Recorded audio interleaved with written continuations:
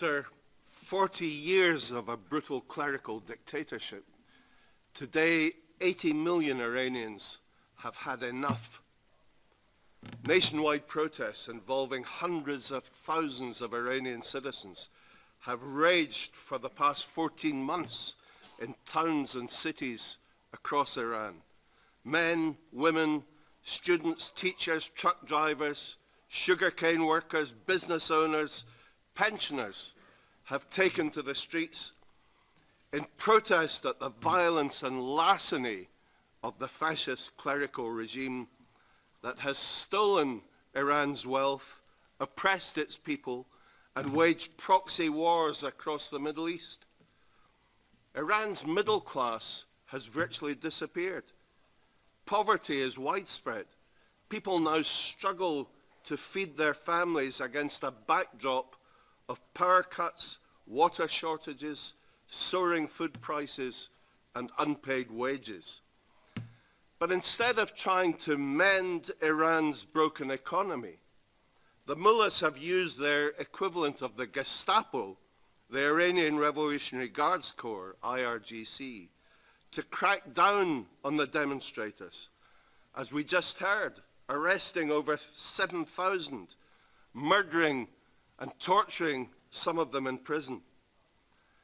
But the Iranian people have lost their fear. They're openly demanding regime change. Iran is the most repressive country in the Middle East. It executes more people per capita than any other country in the world. Here we have a regime that tortures, rapes, sodomizes, and executes political prisoners, a regime that flogs, lapidates, amputates limbs, gouges out eyes, hangs people in public, a regime that has executed more than 4,000 people, including women and children, since the so-called moderate President Rouhani took office. This is a dictatorship that governs through corruption, bribery, blackmail, extortion, and fear. In 1988, the regime massacred over 30,000 political prisoners, most of them supporters or members of the People's Mujahideen Organization of Iran, the PMOI or MEK, in a well-documented atrocity that's now the subject of reports by Amnesty International and investigations by the United Nations. But the perpetrators of that massacre are still in positions of power within the regime today. Many have even boasted of their roles.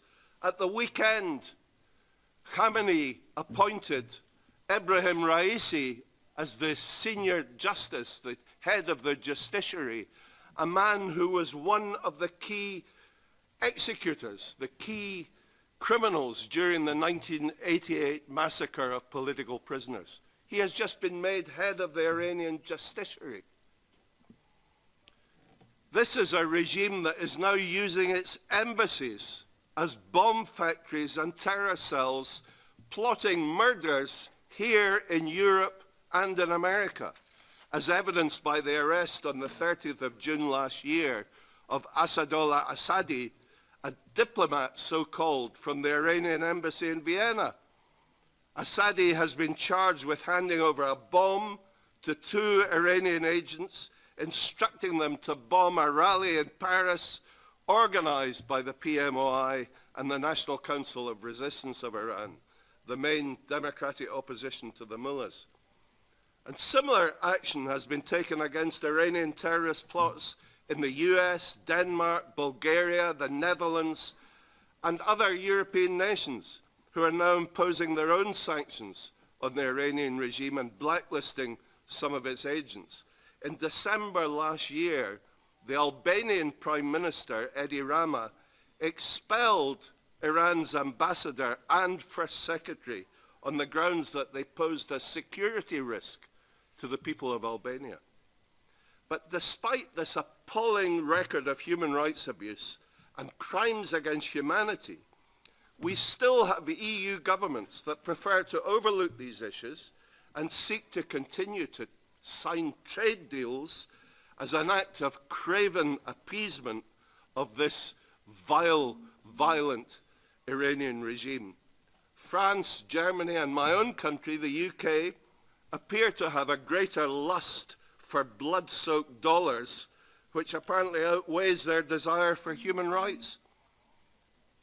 They are the countries which have shamefully set up Instex, the instrument in support of trade exchanges, which has been designed to allow EU businesses to bypass the reimposed US sanctions by operating a kind of barter system. Well, appeasing and kowtowing to this brutal dictatorship is an historic mistake and a betrayal of the Iranian people. The mullahs must be held to account for their crimes. They cannot be allowed to benefit from impunity. The focus of the civilized world today is on the United Nations. Please heed the cries of the oppressed millions in Iran. Thank you very much.